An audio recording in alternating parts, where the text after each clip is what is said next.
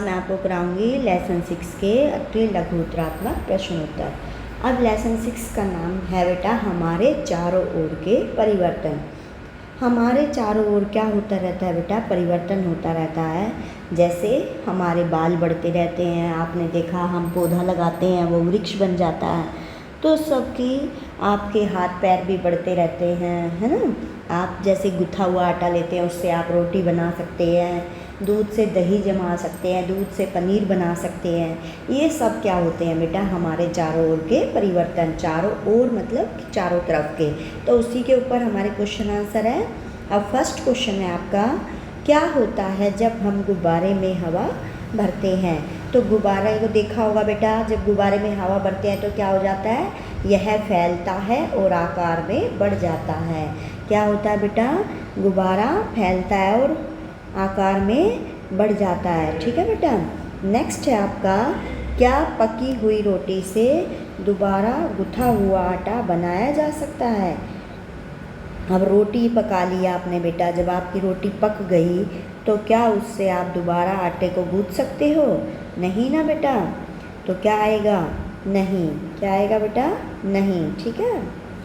अगर आपने गुथे हुए आटे से रोटी बेली है तो उस बेली हुई रोटी से गुथा हुआ आटा बना सकते हैं, लेकिन अगर गुथे हुए आटे से हमने रोटी को पका लिया बेटा तो उससे हम गुथा हुआ आटा वापस नहीं बना सकते। जैसे आपने ये आपका चकला है और इस पे आपने रोटी बेल दी है बेटा, ये रोटी बेले हुए से हम गुथा हुआ आटा ऐसे बना सकते हैं, वापस इसको इकट्ठा कर सकते हैं।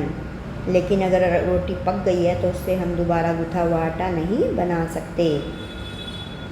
एक अनउत्क्रमणीय, यहाँ पे क्या आएगा बेटा? एक अनउत्क्रमणीय, बीच में ता आएगा यहाँ पे।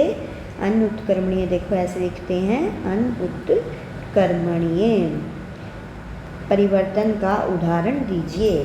तो अनउत्क्रमणीय परिवर्तन क्या होता है बेटा? जिस चीज़ को हम दोबारा से वैसा नहीं बना सकते, एक ऐसा परिवर्तन जिसको हम दोबारा से पुनः उसी अवस्था में नहीं ला सकते। जैसे कागज़ को फाड़कर छोटे टुकड़े बनाना। अब आपने कागज़ को फाड़ दिया बेटा, उसके छोटे छोटे टुकड़े हो गए, तो आप पूरा कागज़ नहीं बना सकते ना, उसको हम कहते हैं अनउत्क्रमणीय परिवर्तन।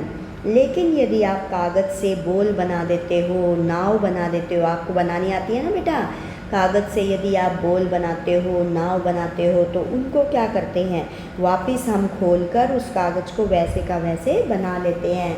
आप हवाई जहाज़ भी बनाते होगे, है ना बेटा? नहीं बनाते तो बनाया करो कागज़ से। जिस बच्चे को बनाना आता है उससे सीखो और बनाओ। अब यदि आप कागज़ से बॉल, नाव और हवाई जहाज़ बनाते हो और फिर उसको वापस खोल के उसी कागज़ में बदल सकते हो, तो उसको हम कहते हैं उत्क्रमणीय परिवर्तन। अब ये है किस प्रकार का परिवर्तन होता है जब मोमबत्ती जलती है। तो जलने में क्या होता है बेटा? वो तो जल जाती है, बिल्कुल मोम खत्म हो जाता है, उसको हम कहते हैं अनउत्क्रमणीय परिवर्तन। क्या कहते हैं बेटा? अनउत्क्रमणीय परिवर्तन। ठीक है। अब विलयन को परिभाषित कीजिए। विलयन क्या होता है बेटा? जैसे आप पानी में नमक मिलाते हो, चीनी घोलते हो, वो क्या होता है? विलयन होता है। पानी में नमक घोलना, ठीक है, पानी में चीनी घोलना, ये क्या है आपका? विलयन होता है। नमक घोल दो, चीनी घोल दो, ये होता है। जैसे नींबू घोलते हो आप, है ना, शिकंजी बनाते हो ना बेटा। अब विलयन को लिखेंगे कैसे बेटा? एक ठोस का द्रव में बना हुआ स्पष्ट सममांगी मिश्रण। सममांगी मतलब वो बिल्कुल घुल गया, वो क्या कहलाता है? विलयन। जल में घुला हुआ नमक, जल में घुली हुई चीनी, नींबू, ये सब क्या है बेटा? नमक भी कह सकते हो आप, इसकी जगह चीनी भी कह सकते हो, इसकी जगह नींबू भी कह सकते हो। ये 3 उदाहरण हो गए आपके, है ना। अब नेक्स्ट है आपका ऋतु परिवर्तन किस प्रकार का परिवर्तन है। तो ऋतु परिवर्तन कैसा परिवर्तन है बेटा? धीमा परिवर्तन है। जो ऋतुएं बदलती है, आप देखते हो गर्मी की ऋतु कई महीने रहती है ना बेटा, ऐसे सर्दी की ऋतु भी कई महीने रहती है, तो इसलिए ये धीमा परिवर्तन होता है। क्या होता है ये? धीमा परिवर्तन। अब है अगला, लोहे को जंग लगना। लोहे को जंग लगना किस प्रकार का परिवर्तन है? तो कैसा है? अनउत्क्रमणीय। क्योंकि एक बार जब लोहे पे जंग लग जाता है बेटा तो उसे हम रेगमार्क से साफ़ तो कर देते हैं, लेकिन वो पूरी तरह से साफ़ नया लोहा नहीं बनता है और उसमें थोड़ा सा लोहा भी घिस जाता है, इसलिए इसको अनुत्क्रमणीय परिवर्तन कहते हैं।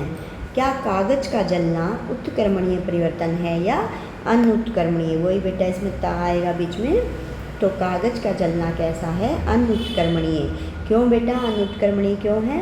क्योंकि कागज़ जल जाएगा तो राख बन जाएगी, क्या उससे हम दोबारा कागज़ बना सकते हैं? नहीं ना बेटा। तो इसलिए ये कैसा परिवर्तन है? अनुत्क्रमणीय। क्या छपाई उत्क्रमणीय परिवर्तन है? अब छपाई का मतलब क्या होता है बेटा? जो कॉपी पे, किताबों पे आपकी छपाई होती है, लिखा जो होता है उसको हम छपाई कहते हैं, वो प्रिंटिंग प्रेस से हम करवाते हैं। तो जब किसी चीज़ पे हम कुछ लिख देते हैं, जैसे ये अभी मैं पेज आपको दिखा रही हूँ, इस पर भी ये छपाई हो रही है ना बेटा। तो ये छपाई जो होती है ये उत्क्रमणीय परिवर्तन है या अनुत्क्रमणीय परिवर्तन है? तो छपाई एक अनुत्क्रमणीय परिवर्तन है, क्योंकि छपने के बाद बेटा उस कागज़ को हम दोबारा से वैसा नहीं बना सकते, कोरा कागज़ नहीं बना सकते, क्योंकि जब छपाई को हटाएंगे तो क्या होगा, उसका रंग थोड़ा सा चेंज हो जाएगा कागज़ का। देखा होगा ना बेटा आपने, एकदम से हम इसको नहीं हटा सकते हैं। तो ये है अनुत्क्रमणीय परिवर्तन। क्या हम कह सकते हैं कि कपड़े को प्रेस करना एक उत्क्रमणीय परिवर्तन है? अब कपड़े को प्रेस करना बेटा क्या है? अनुत्क्रमणीय है या उत्क्रमणीय? उत्क्रमणीय। क्यों? क्योंकि दोबारा से कपड़े अगर हमने प्रेस कर लिए, फिर हम कहीं लेटेंगे, फिर से सिलवट आ जाएगी, वो तो कपड़ा वैसे का वैसे हो जाएगा। तो जब वैसे दोबारा से वही चीज़ बन जाए उसे उत्क्रमणीय कहते हैं, और जो दोबारा वही हम चीज़ ना बना सकें जिससे हम लेकर चले थे, वो अनुत्क्रमणीय होता है। अब क्या वनों की कटाई को एक उत्क्रमणीय परिवर्तन माना जा सकता है? हाँ। क्यों बेटा? वन काट देंगे, दोबारा से वहाँ पे पेड़ पौधे उगा देंगे तो वन बन जाएगा, है ना। तो वनों की कटाई को हम उत्क्रमणीय परिवर्तन मान सकते हैं। मनुष्य का बूढ़ा होना किस प्रकार का परिवर्तन है? अब जब मनुष्य बूढ़ा होता है तो बेटा वो अनुत्क्रमणीय है, क्योंकि बूढ़े से हम दोबारा से जवान तो नहीं बन सकते, बच्चे नहीं बन सकते। तो कैसा परिवर्तन है ये? अनुत्क्रमणीय परिवर्तन है। नेक्स्ट आपका जल से जल वाष्प बनना कौन सा परिवर्तन है? उत्क्रमणीय या अनुत्क्रमणीय? अब वाष्प बनती है, जल से जल वाष्प वहाँ बनकर उड़ जाता है, फिर से उसका पानी बन जाता है बेटा, जो बादलों से वर्षा के रूप में आता है। तो ये कैसा परिवर्तन है? उत्क्रमणीय परिवर्तन है। तो जल से जल वाष्प का बनना उत्क्रमणीय परिवर्तन है, क्योंकि वाष्प का मतलब भाप बन के ऊपर उड़ता रहता है और बादलों में जाकर इकट्ठा हो जाता है, फिर वहाँ से क्या होती है? बारिश होती है। इस तरह से वो दोबारा से जल में बदल जाता है। क्या दूध को गर्म करना उत्क्रमणीय परिवर्तन है? हाँ, दूध को गर्म करना उत्क्रमणीय परिवर्तन है, क्योंकि दूध को गर्म करते हैं बेटा, दोबारा से उसको दूध बना सकते हैं हम ठंडा करके। वो दूध ही रहता है, गर्म भी करते हो, ठंडा भी करते हो, तो जब वो वही चीज़ रहेगी तो उसको हम कहते हैं उत्क्रमणीय परिवर्तन। अब दूध से दही जमाना उत्क्रमणीय या अनुत्क्रमणीय? तो दूध से दही जमने के बाद बेटा दोबारा से उसको हम दूध नहीं बना सकते। जब दोबारा नहीं बना सकते तो उसको हम कहते हैं अनुत्क्रमणीय परिवर्तन। जैसे दूध से पनीर बनाना, ये भी क्या है? अनुत्क्रमणीय परिवर्तन। बर्फ़ का पिघलना कौन सा परिवर्तन है? बर्फ़ का पिघलना कौन सा होगा बेटा? उत्क्रमणीय, क्योंकि बर्फ़ पिघल जाएगी, फिर दोबारा से उसको हम जमा देंगे तो बर्फ़ बन जाएगी, वापस बर्फ़ बन सकती है। तो ये उत्क्रमणीय परिवर्तन है। मोम को गर्म करना कौन सा परिवर्तन है? अब मोमबत्ती को जलाना तो अनुत्क्रमणीय था बेटा, और मोम को गर्म करना उत्क्रमणीय है, क्योंकि मोम को गर्म करेंगे फिर दोबारा से उसको हम क्या करेंगे? मोम बना सकते हैं, है ना, जमा कर फिर दोबारा से मोम बना सकते हैं। तो इसलिए यह है उत्क्रमणीय परिवर्तन। अब मोमबत्ती को जलाना जब हम जला देंगे तो कौन सा हो जाएगा? अनुत्क्रमणीय, क्योंकि उसमें मोम ही नहीं रहेगा बेटा, है ना। रहेगा भी तो थोड़ा रहेगा, पहले जितना नहीं रहेगा। ओके बेटा, बाय बाय। नेक्स्ट वीडियो में फिर से मिलेगी आपकी मैम। बाय।